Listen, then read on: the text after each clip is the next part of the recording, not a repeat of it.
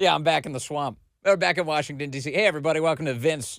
This edition on a Tuesday. This is episode 101, by the way. I wasn't with you live for episode 100, but I did have a great show with Sean Farish, who is amazing. And if you missed it, go check it out. He was wonderful. It was really nice to talk to Sean. Coming up, I'm going to tell you a little bit behind the scenes, kind of what the journey has been like these last 2 weeks. I was off in Florida hanging out with, don't tell anybody, but a couple of Bonginos. I've got some updates for you there. We've got to talk about crime in Washington, D.C. The president of the United States is finally doing something about it because Democrats have just made it worse. So President Trump is here to make it better. And then also I've got big news about the replacement for the commissioner of the Bureau of Labor Statistics. This is a big deal, and I need your help with something. I'm going to ask you for it. It's all ahead on this edition of Vince. Also, Emily Jashinsky is going to stop by. She's wonderful. Love Emily. Love you. Glad you're here. All right.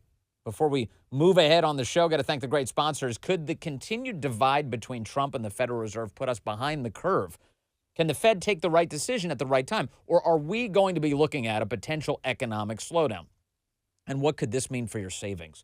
Consider diversifying with gold. Through Birch Gold Group, for decades, gold has been viewed as a safe haven in times of economic stagnation, global uncertainty, and high inflation. And Birch Gold makes it so incredibly easy for you to diversify some of your savings into gold. Now, if you have an IRA or an old 401k, you can convert that into a tax-sheltered IRA in physical gold, or just buy some gold to keep in your safe. First, get educated. Birch Gold is going to send you a free info kit on gold. Just text my name, Vince, to the number 989898. Again, text Vince to 989898. Consider diversifying a portion of your savings into gold. That way, if the Fed can't stay ahead of the curve for the country, at least you can stay ahead for yourself. Data and message rates apply.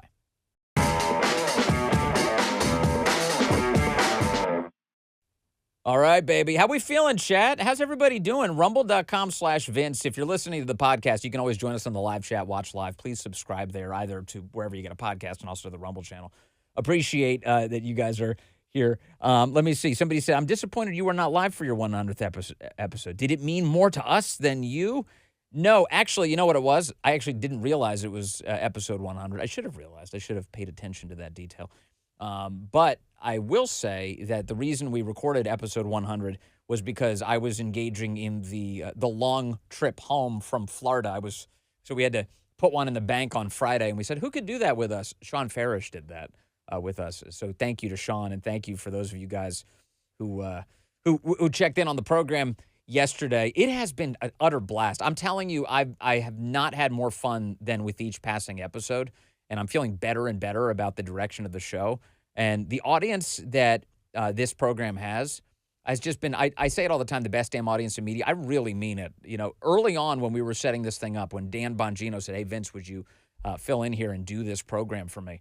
I said, man, I'd love to.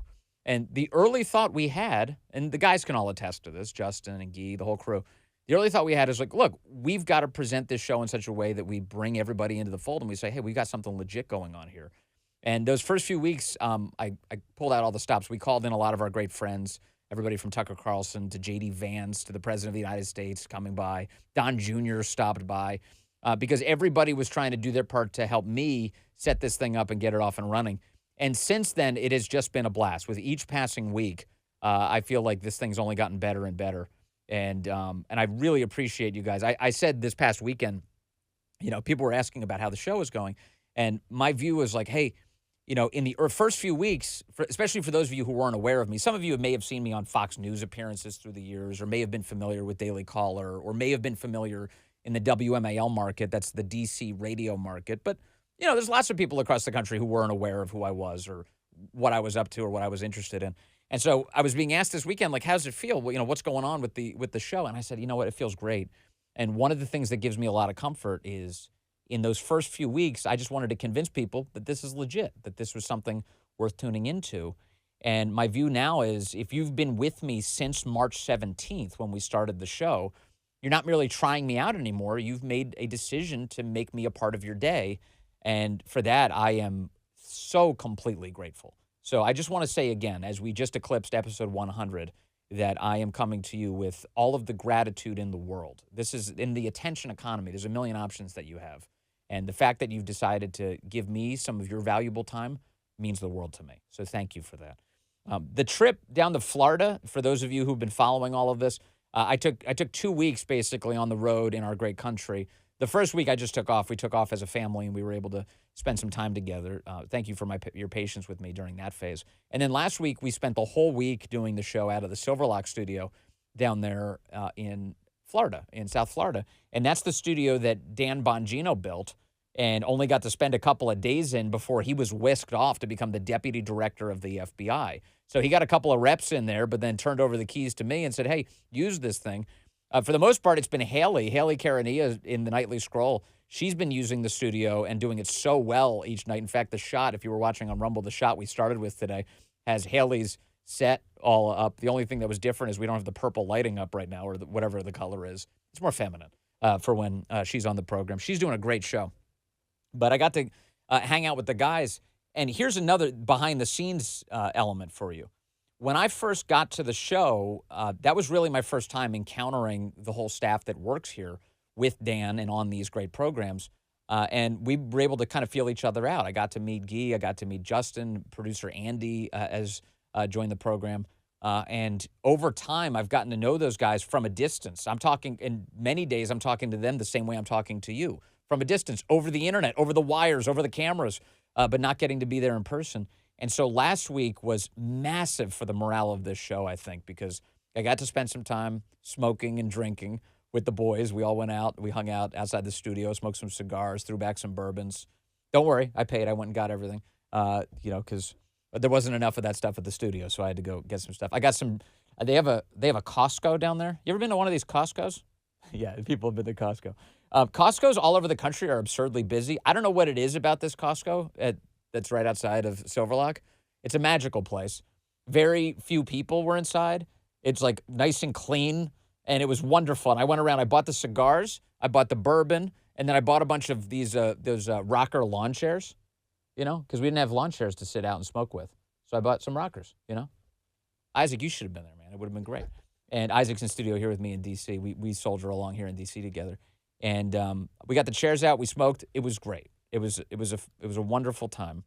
Guy, I'm gonna give this a detail up. I don't think you actually care at all. But Guy has never smoked a cigar before, and Guy was like, "I'll try one." And so we corrupted Guy, and we cut a cigar for him. And at one point, he turned to me and he goes, "How hard are you?"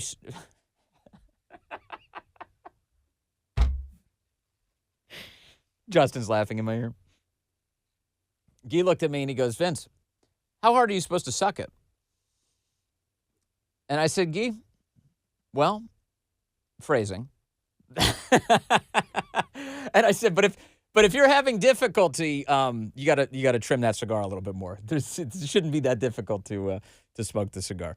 So it was a wonderful time. A wonderful time was had by all. We had a great time getting everybody together. And I feel like the show is going to be a massive beneficiary of all the time we had. So the week wore along, and then we got to Thursday. Thursday was great for a number of reasons. That's the day that Dan Bongino arrived in town, and the reason that one of the reasons I think that happened is because we were celebrating Justin. Justin just graduated. Producer Justin just graduated from college, and Justin's been splitting his time between college and working on the shows. So we've been very grateful to have all of Justin's support through the years, of course. And now we get him full time. That's great news. So on Thursday, we celebrated Justin. We all went out to a nice restaurant together, and Paula Bongino organized, and Dan was there to accompany and support Justin. And we just had a great time with the whole crew together, sitting at the table. And that was my opportunity. That was the first time I've seen Dan since he left. And it was really nice. I'll give you some sense of Dan in a second, because I'm sure people are wondering how Dan is doing. And I was too, so I'll give you an update on that. But we celebrated Justin that night. And then going into the weekend, we also celebrated Paula. On Saturday, we had a big birthday bash for Paula. It's her, I guess you're not usually supposed to say this, but I think everybody was there knew. It was her 50th birthday, right? For women, you typically just don't say ages. Like, oh, it's just her birthday. But it was her 50th birthday, or as Dan put it, the 25th anniversary of her turning 25. And it was a great party. Dan is a very emotional guy, so there were moments throughout the night he was very emotional and loving about just how much he appreciates Paula and how nice it was to have this event together. And it was great. Jasmine, who works with us, Jasmine's very good at organizing these events. She's amazing at it. And she put together a world-class event for Paula, complete with there was some dancing and some music and a little bit of pyrotechnic work at one point. Everybody was amazed by all of it. Lots of food and drink and merriment. And it was it was a great crew of people. And the party went, again, really, really well. There were, nobody told me, hey, Vince, this is off the record, but there were a number of guests who you would know who were there to celebrate Paula. And it was also well and good. But let me get to Dan while I can on this subject. Dan Bongino, of course, is like totally locked in as the deputy director of the FBI. And one of the things I realized, I've had very, very few, I mean this, I've had very few interactions with Dan while he's been in this role, mostly because I just don't want to bother him. I want him to be able to do his job and to focus on that. But I can tell you, in the few conversations I've had with him over this time period, what I've detected is that he's become more and more enthusiastic about the job he's doing. And in fact, over the weekend, and Justin and Guy and all the guys will be able to vouch for this, over the weekend, Dan was the most spirited, happy, enthusiastic, and just like totally locked in that I'm aware of during his entire tenure at the FBI. He is all in. Justin just said for sure. So Justin said he's seen him like 2 or 3 times before that, and this was the maximum spirit he's seen yet from Dan on what's going on at the FBI. And look, the takeaway that I had, Dan didn't disclose anything that you can't disclose to the public at all. He was just giving us the top line items. They're locked in. They're locked in on accountability. They're fully focused on bringing justice. They're fully focused on chasing down every bad guy they can get their hands on. And that this declassification stuff, all the documents that they're finding and declassifying are his obsession. They are all in.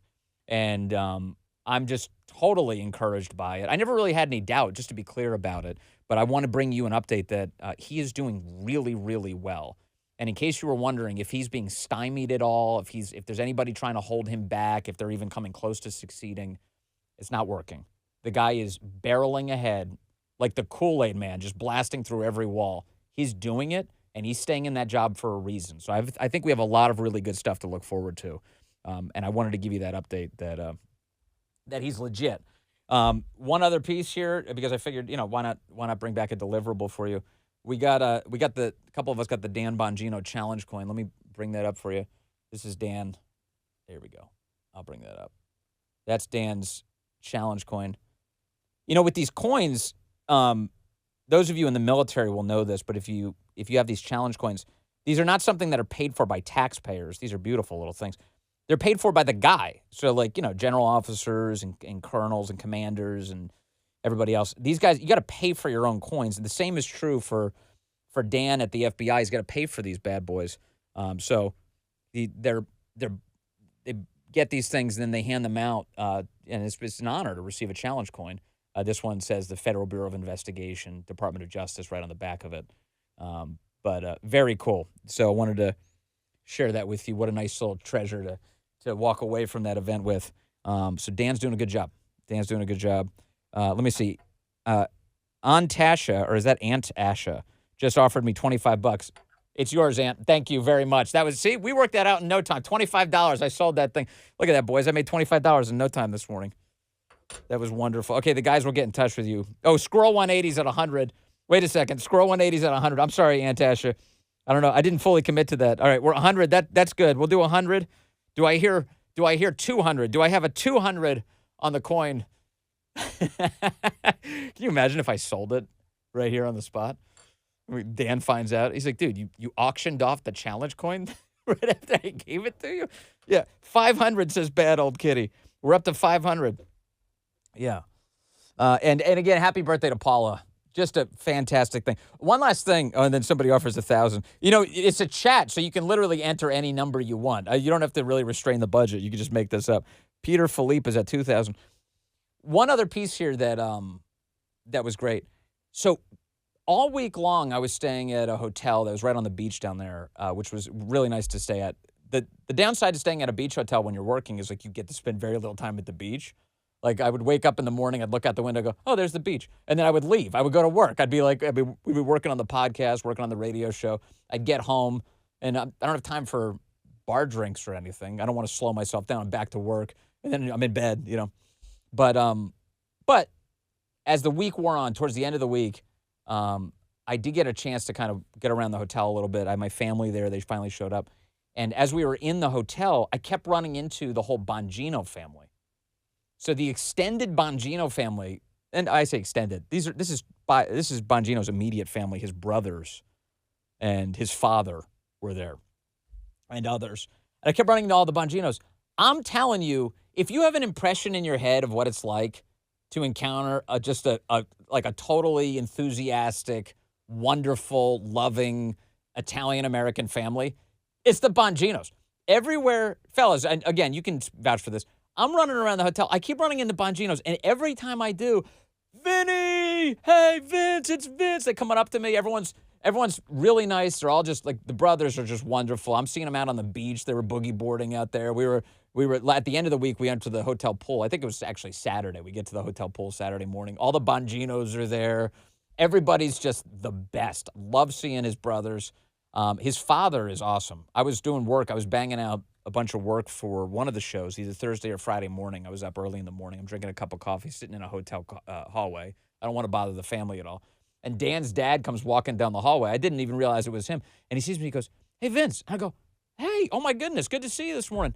And he's like, how you doing? And we end up talking for a while. And he starts giving me all these tips on where to get free coffee.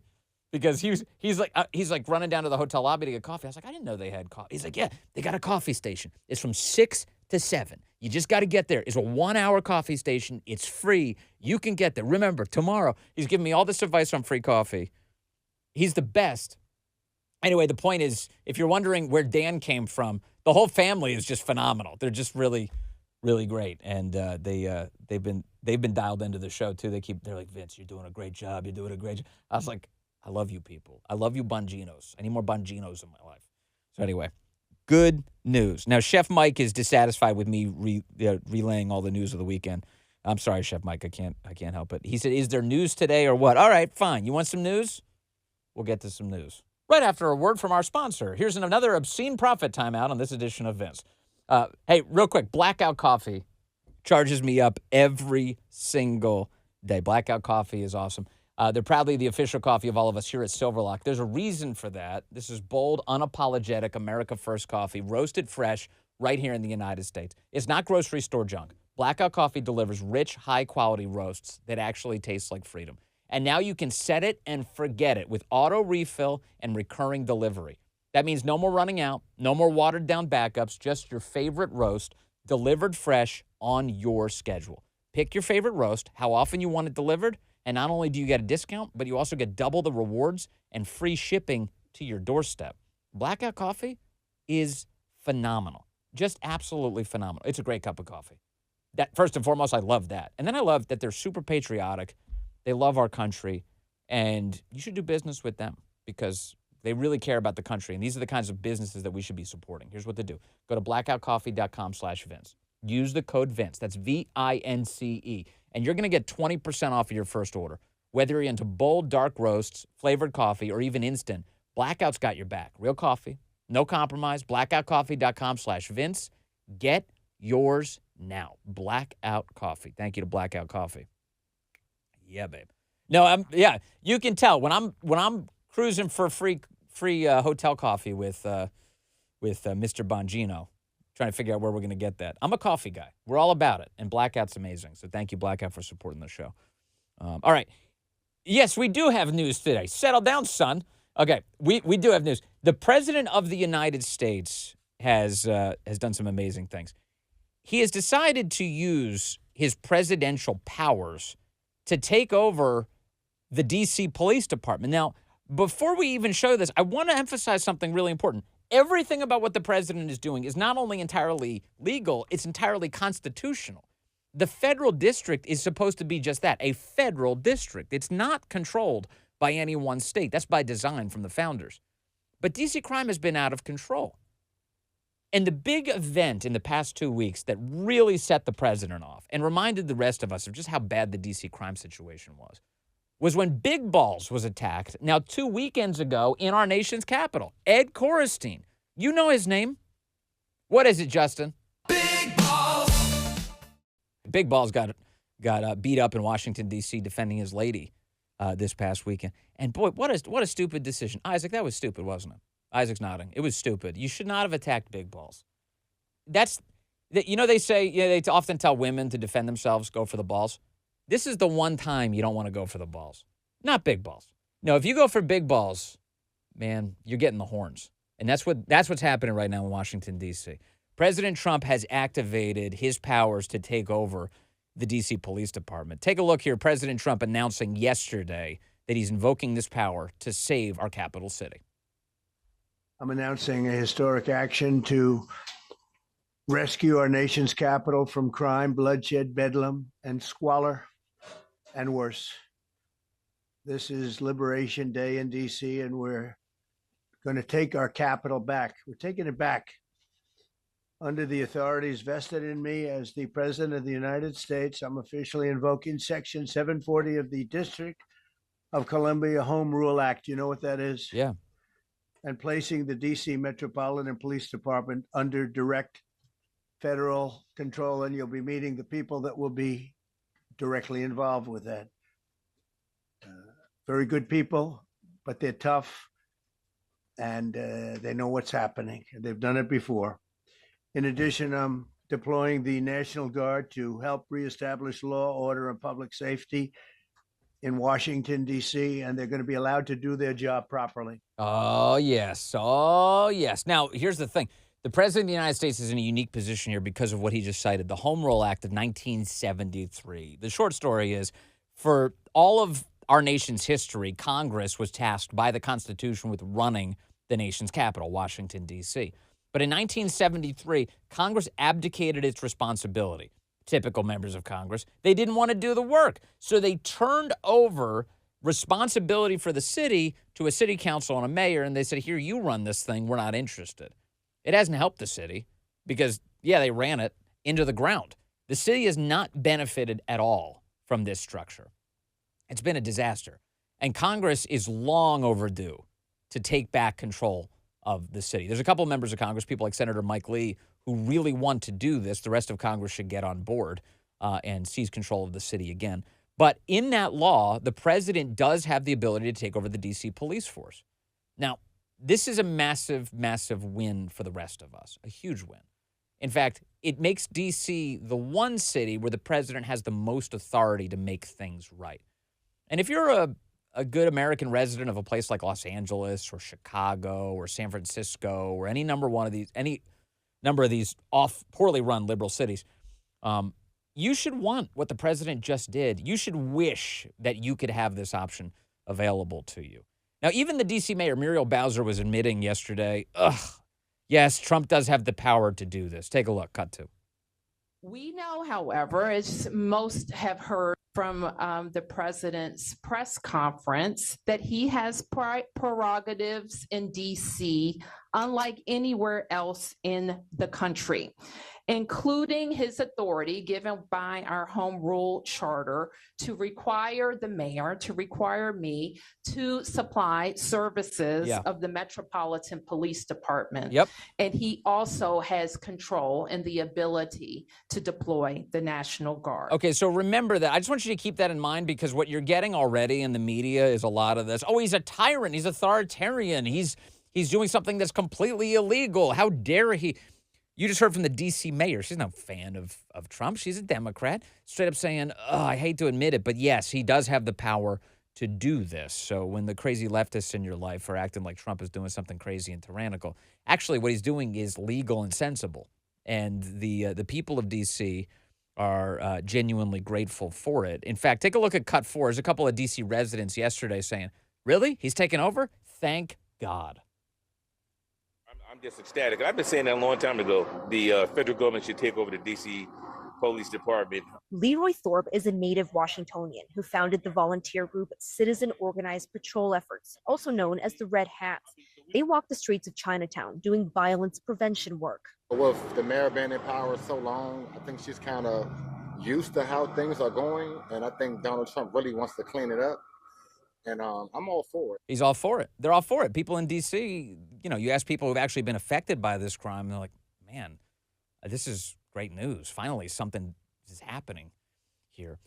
In fact, it wasn't just yesterday. So this has already been taking place. Over the course of the last week, the president's been ramping up the presence of federal officers in the nation's capital, already enforcing the law. Take a look at this video from over the weekend. This is a social media video, cut 3, of a bunch of federal officers jumping out of unmarked cars and making arrests in Southeast D.C. You want to talk about dangerous? Yeah, that's Southeast D.C. Take a look. Oh my God, what the fuck? Oh, they really hopping out. Oh, that shit real. They really coming to your trenches and jumping out and bagging your ass. Bro. All type of shit, boy. What the fuck? They're really coming into the trenches, jumping out and bagging your ass. Well, it's happening. You can tell by the guy's surprise that he wasn't seeing that all the time. Now it's happening. And it's happening all over the city, which is great news. In fact, last night, in response to all of this, the left was staging pro-crime protests in Washington, D.C., in downtown D.C. Take a look at cut 5 here. The pro-crime protests taking to the streets as people are angry that President Trump is trying to make things better. Look at this. Look at that. Protests against D.C. takeover, it says on the local media. People marching in the streets in Northwest D.C. Trump must go now. They're angry. Look at this. All of these, they look like a bunch of typical, angry white libs. There they are, walking around, emaciated, angry. Just, they're furious. How could you be furious about that? I mean, you are legitimately, if you're at the point where you're saying, hey, don't fix the crime problem, you are a pro-crime protest. That's what that was last night. And as they were marching around, venting and having all of their emotional incontinence, just blocks away, I kid you not, during the protest, or maybe just after the protest wrapped, just blocks away, a man was shot to death on Monday night. Take a look at cut 6 here. I heard those shots. They fired off pretty quickly. My cat was sitting in the window and immediately bolted to the back of the house. I thought it was fireworks at first, but I got kind of scared when I heard them. With this happening, it really is just kind of a shame that this would happen on the eve of that news. What a lib. I mean, what a lib. How much into a cult do you need to be to react in that way? It's a real shame, not that somebody was shot to death. The thing that was a shame was that the shooting took place on the same day that President Trump took control of the police department to try and fix the crime problem. Shoot, it's a real shame that you're justifying President Trump's takeover of the police department. That's the worst part of this. No, I think the worst part is the guy dying outside of your house. Have some perspective, lady. Holy cow. So that was happening last night in D.C., where the crime problem is pretty pronounced, as you know. Now, also last night on ABC World News Tonight, they were instantly misleading their audience about the specifics here. Take a look as David Muir and whoever else he's talking to are trying to tell the audience that actually things are great in D.C. I don't know why Trump is doing this. Cut 7. Here they are. President Trump declaring a public safety emergency in D.C., painting an apocalyptic picture, adamant crime is spiraling out of control. But his depiction stands in stark contrast to the official figures, which show crime in the capital is actually in decline. Violent crime recently hitting a 30-year low, down 26% since last year. Burglary down 19%. Murder down 12%. Okay, let me point something out immediately. This crime data claim that you're hearing in the press is horse crap. It is complete and utter horse crap. And the reason for that is because the media already know that DC's crime statistics are rigged. In fact, take a look at this piece. This is from NBC4 Washington, a local news publication, publishing on July 18th of 2025. So that's under a month ago, just a few short weeks ago, 3 weeks ago. NBC runs this piece. DC police commander suspended, accused of changing crime statistics. Accused of changing crime statistics. I'm sorry, wouldn't this come up in your news report about how the crime statistics are improving? No, they've been entirely corrupted. A DC police commander is under investigation for allegedly making changes to crime statistics in his district. The Metropolitan Police Department confirmed Michael Pulliam was placed on paid administrative leave in mid-May. That happened just a week after Pulliam filed an equal employment opportunity complaint against an assistant chief, yada, yada, yada. But what they're saying is that this guy was involved in manipulating the data to make crime seem like it's not as bad. In fact, according to the DC Police Union, the manipulation of crime data in DC is so routine and so rampant inside of the DC Police Department that it's happening everywhere. Greg Pemberton is the head of the DC Police Union. They said, what we've heard through our members and through members of management that were willing to talk with the union is that this is a directive from the command staff and that they want to make sure that these classifications of these reports are adjusted over time to make sure that the overall crime stats stay down. And this is deliberately done. Here's the crazy thing. All it takes is if they reclassify any particular crime, like a violent crime, and just call it felony assault, then it's not included in the public data. Let me repeat something here. If they reclassify a violent crime as merely felony assault, which sounds pretty bad to me. I don't know about you, but when you hear felony assault, you think, well, that's awful. That's violence. If they classify it as felony assault, it doesn't go into the public data. Okay, that is the craziest thing ever about tabulating crime data. How does that work exactly? So inside of the DC Police Department, you've had senior officials, according to the union, who have been downgrading even more violent events to, it's just felony assault. And then it doesn't get included in the violent crime data. And meanwhile, regardless of the government's lies about this subject, remember the Biden era where they lied to you about the state of the economy over and over? Regardless of the government's lies about this, the people who live in D.C., they know how bad things have gotten. And they don't need the government to tell them that things are actually better than they're experiencing. They know for a fact. The president is acting on this, and thank God. I've got more on this ahead. Emily Jashinsky is going to join us in just a moment. We'll get there. Before we do there, though, I have to tell you that more and more Americans are prioritizing their wellness, and they're getting back in shape. But studies prove that strength training actually does more to help burn fat than cardio alone. Now, I've been working with Don and the team over at Jacked Up Fitness for a few months now. Let me tell you something. These guys know exactly what they're doing. Their all-in-one home gyms are already best in class. Trust me, I have one. In fact, I'm so glad to be home to be with my Jacked Up Fitness machine. But now they're all new X Series home fitness to the next level. The Power Rack Extreme Functional Trainer lets you do hundreds of exercises, basically everything that you would do at the gym, right from your spare room or garage. Want more? The Power Rack Pro X features a fully upgraded cable crossover system with articulating pulley arms for unlimited width combinations. You're going to hit every single muscle group. And if you're new to this, don't worry. They've got a free Get Jacked Up video program. You just press play, and then you follow along. No excuses. Let's do this together. Go to getjackedup.com. Use that promo code Vince, and you're going to save 10%. That's getjackedup.com. Thank you to Jacked Up Fitness. Just an amazing sponsor. Amazing machine. Amazing. All right, and do you ever think about aging and about the impact it's having on your body? You feel yourself getting older? Maybe a little more painful, maybe a little less energy? That happens. I feel that. I feel these things. And you try and figure out ways to stop all of that and to get your energy back. And I'm very excited to share with you something called C15 from Fatty 15. C15 from Fatty 15. It's the first essential fatty acid to be discovered in more than 90 years. Fatty 15 co-founder Dr. Stephanie Van Watson discovered the benefits of C15 while working with the U.S. Navy. And based on studies, we do know that when our cells don't have enough C15, they can age faster. Trust me, I did the research on this. I was like, man, this is legit. And it is. Fatty 15 can help you repair and protect age-related damage to cells and help activate pathways in the body that repair mechanisms that support our overall wellness. Fatty 15 is a science-backed, award-winning, vegan, 100% pure C15 supplement, and refills are shipped right to your door. I take it first thing every single morning, and I feel better for doing it. Fatty 15 is on a mission to help you to optimize your C15 levels, to help support your long-term health and wellness, especially as you age. You can get an additional 15% off of their 90-day subscription starter kit by going to fatty15.com/Vince. Use the code Vince at checkout.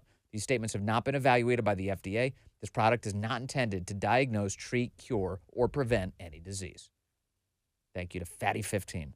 All right, let's see here. How's the audio right now, guys? The chat says that the audio was in total chaos for a moment. We lost it and went fuzzy for a little bit, but it looks like it's back. Oh, we're good right now?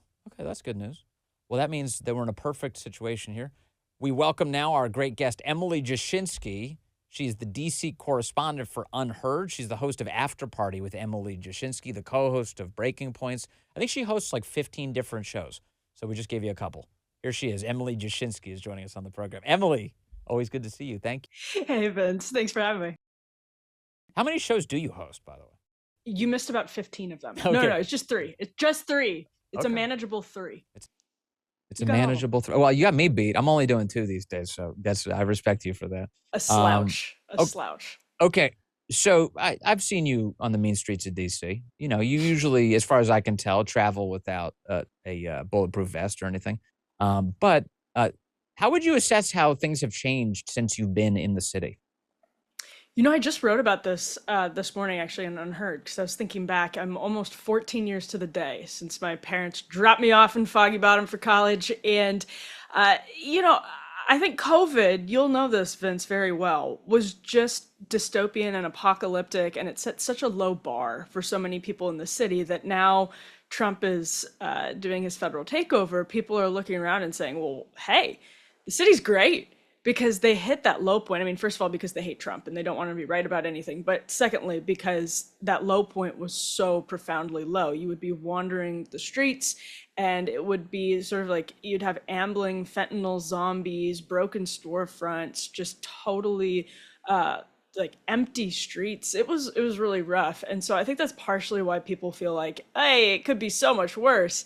But again, like it doesn't make it good. And the other point that I just wanted to emphasize that Trump made yesterday that I found very poignant, he told this story about his father saying, son, if the restaurant, I'm paraphrasing, has a dirty window, don't go in because it means the kitchen is dirty. And in a sense, that's like tragically true about DC. DC should be the best city in the United States of America. We should not tolerate normal levels of poverty, grime, crime, violence in the nation's capital, where we want tourists to experience the best of the country. We want foreign leaders to experience the best of the country. And we want people who are working for the federal government to be safe and to live prosperous family lives in the nation's capital so that they can do the best jobs for the country possible. And yet we're just numb to it, numb to DC operating like basically any other major city. We're numb to our major cities operating like this. These are cycles that have been going on for decades. Nobody has any genuine solution. It's like we've sort of given up on our inner cities. And I know there are lots of great nonprofits and such that do work and churches that do work in those areas. But as a society, it's like a collective shrug. And I think what Trump said yesterday is basically like, not anymore, not anymore. I don't know if it's going to work. And, you know, it's never fun to see like the National Guard roaming the city, but this is DC and it should be better. And we should not tolerate the way that it looks right now. Well, something's got to change because the way the left manages all of these cities, when you have this huge they insist that the way out of it is we need more funding, we need more community support, we need to rehabilitate people, we need fewer jail sentences, we need zero cash bail. Like, none of those things work. Actually, the crime problem has become dramatically worse under all of those circumstances. So the president is returning to a very basic principle. You break the law, we're going to hold you accountable. How is that so hard to understand? Yeah, I mean, it really shouldn't be. We had tragic real life experiments in progressive crime policies during the pandemic and slightly before the pandemic, whether it was San Francisco or other New York, you could probably add to the list, other big cities. There are countless examples where they basically ran the experiment that the progressive left in policing, that the progressive left has been yearning to run and has been saying, if you just give us the keys, we will change the policies, things will get better and safer. And I'm sure right now their response is real progressive policing has never been tried, just like communism has never been tried or whatever, because maybe they want to do it over the course of 10, 20 years. But it's just common sense. And so many, I mean, this is what gets lost in it. Here in DC, the truancy rates, I mean, thinking about things that have changed since I moved here, more than a decade ago, you see so many young kids out on the street during the day in masks, getting into trouble on the train, reeking of weed, like just in sad conditions. And, like that is insane. Right now, as everyone's fixated on DC, the DC police chief said she'd seen an increase in juvenile crime. I mean, she said that just a couple of months ago. And if you live here, you know that it's true.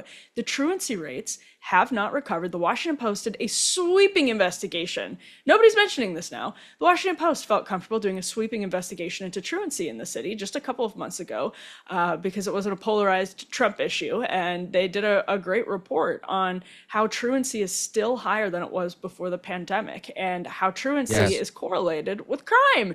And it's just like, there are young people, there are lives. I mean, the trauma of being a victim of crime, the trauma of committing a crime that stays with you for a lifetime. These people they don't get that back. These kids don't get that back while the progressives run their experiments in policing. It seems like the precipitating event for the latest demonstration of force and accountability was when Big Balls, Ed Korestein, was attacked now 2 weekends ago. How stupid was it for criminals to target Big Balls? I mean, come on. It was also, people who don't know DC, in a very high traffic, like very popular part of the city for locals and probably some tourists too. Going after Big Balls, wrong guy to mess with apparently, because Trump seems to have a fondness for him. And the image, actually, in all seriousness, the image of what he looked like after this assault, I think it didn't even matter whether or not he was a Doge staffer. I mean, that was a harrowing image of a young man who was just like trying to live his life in the nation's capital. So that was absolutely brutal. I agree with you. I think that is one of the things that was for Trump just end of the road. And interestingly, Vince, I was in the motorcade as the part of the press pool going to the golf club out in Virginia with Trump on Saturday. And we passed one of these tent encampments that you know as well as anyone.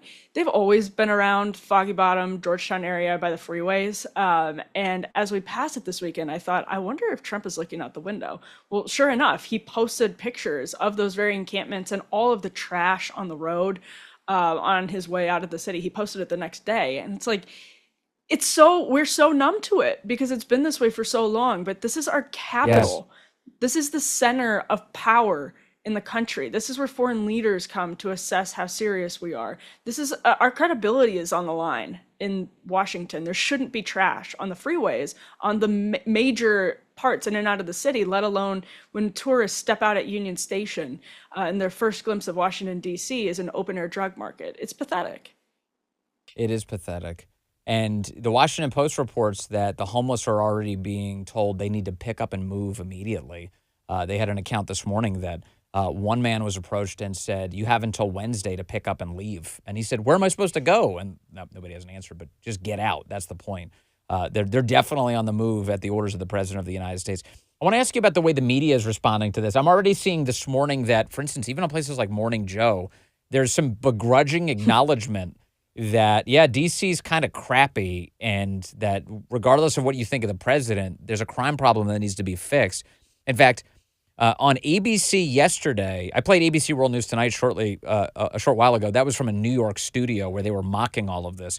But inside of their DC studio, one of their hosts, Kyra Phillips, she said this yesterday, fellas, if we could play cut 8. Here's Kyra Phillips talking about all of the crime outside of her Northwest DC studio. I can tell you firsthand here in downtown D.C. where we work, right here around our bureau, just in the past 6 months, there were 2 people shot. One person died, literally 2 blocks down here from the bureau.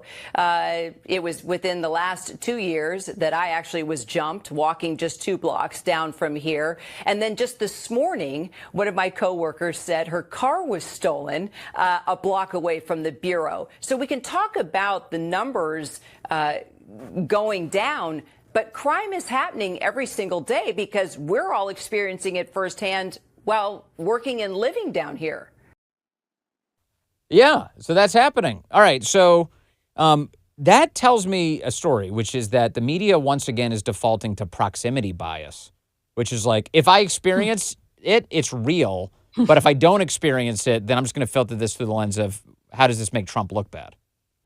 Yeah, that's a really good point, because we also saw like Jonathan Martin and others in the press yesterday being like, I've lived in DC for years and my car has never gotten stolen. So it's just this like, I don't know, superficial reflex to say, well, this is my experience, so you're right or you're wrong.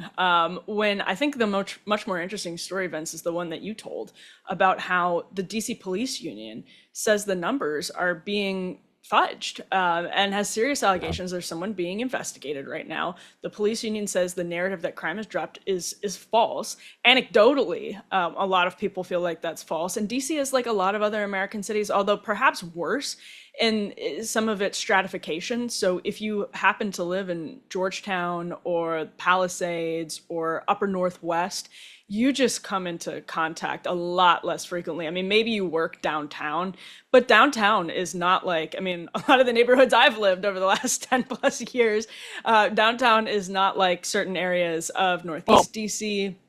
It's just a completely different world.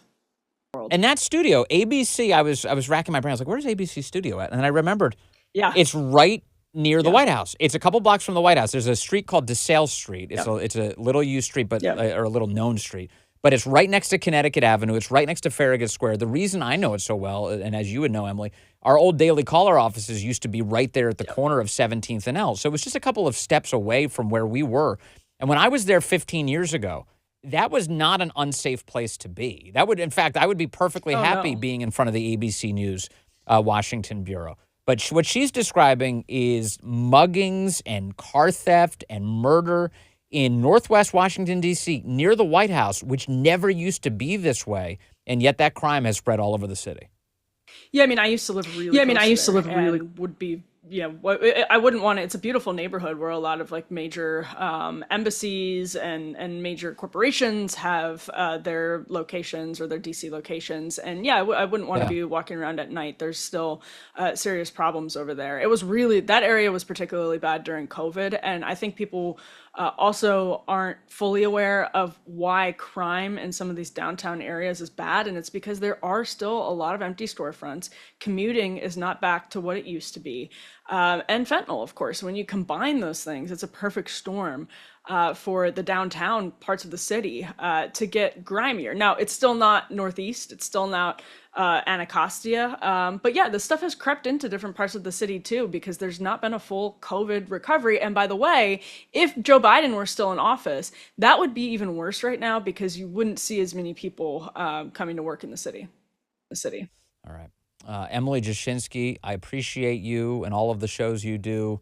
She's got Unheard, After Party with Emily Jashinsky, and Breaking Point. So no shortage of options, and also occasionally appears on this program. Thank you, Emily. Appreciate you today. You nailed it, Vince. Thanks, Vince. All right, there she is. A lot going on. Okay, the chat is telling me that the audio is weird. Is it still weird at this moment, everyone? Justin, is it weird? Yes. It's weird. So what do we do? Our primary's down, so we're on the backup, and it's a little rough. It's a little rough. Is it so rough that the show is unlistenable? That's what I want to know. It's not it's annoying, but it's not unlistenable. You can keep going, and we have backup for later. Okay. So, all right, what I'm being told is that the audio is going to be nice and crispy for the podcast today, because we have backups of it. Yeah, sorry, whatever the tech issue is, I know the guys are all digging into it to try and figure it out. Let me say this, and maybe we can revisit this tomorrow if the audio is so lousy that it's not a good idea here, but let me focus on this. We have some breaking news overnight from the President of the United States that he has picked a replacement to lead the Bureau of Labor Statistics. The Bureau of Labor Statistics. Now, this is important. Remember, he fired the woman who ran it not long ago because what was really happening at the Bureau of Labor Statistics was every time they would release a report, they would have in subsequent months to revise it downward over and over and over. Sorry, not quite as many jobs as we claimed there were. And the discrepancies were so large and the variance so big that it became really clear that the organization that was tasked with giving you an accurate picture of the labor market was not giving you an accurate picture at all. It wasn't usable. The markets make decisions, investment decisions, on the basis of our labor numbers.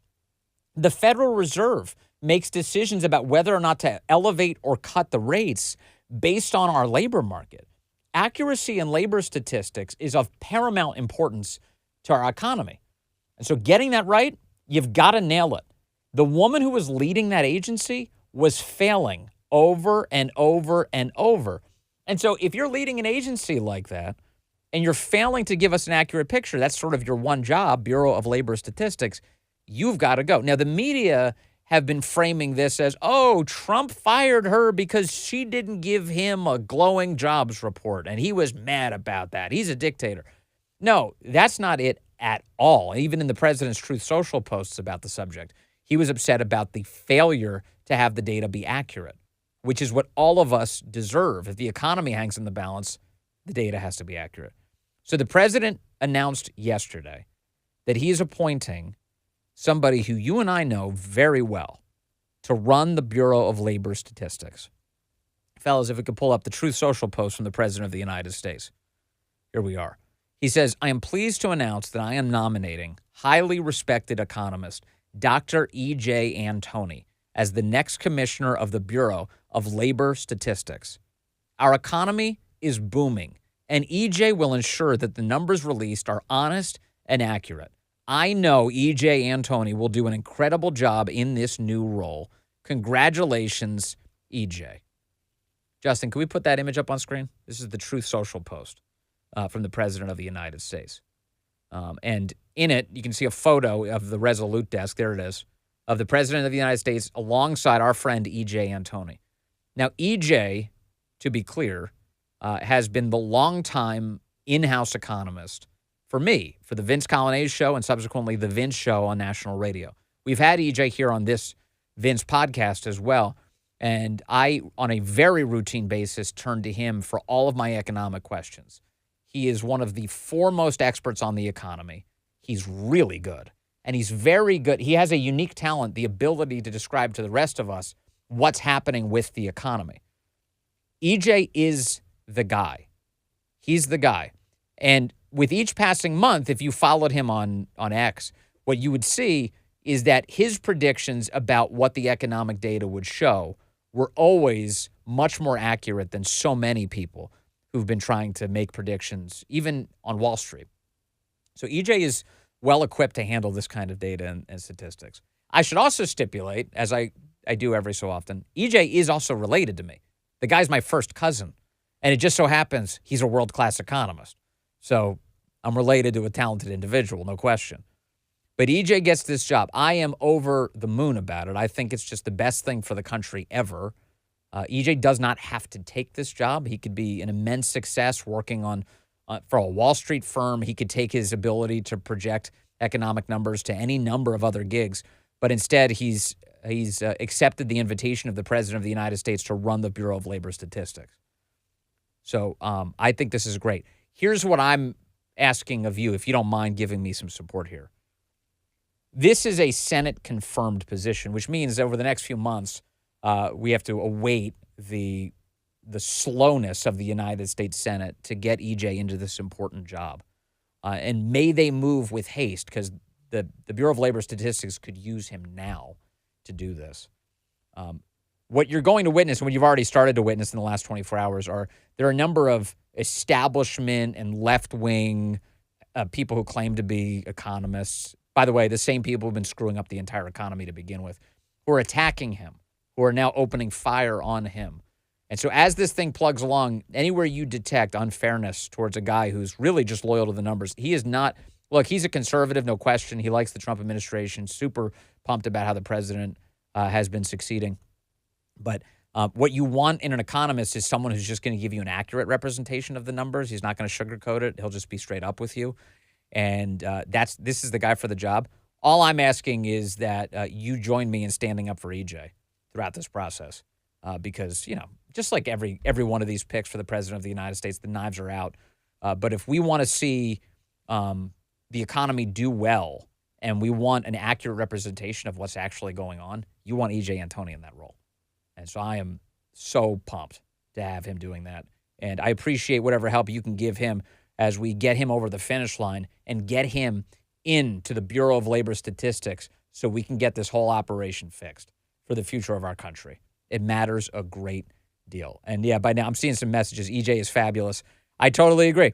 He's great. He's been all over media. He's one of the great communicators about the economy. My hope is that when he's running the Bureau of Labor Statistics, if he gets time, that he can still do a lot of media because he's one of the best spokesmen about what's happening in the economy and what's going to happen next that you can possibly imagine.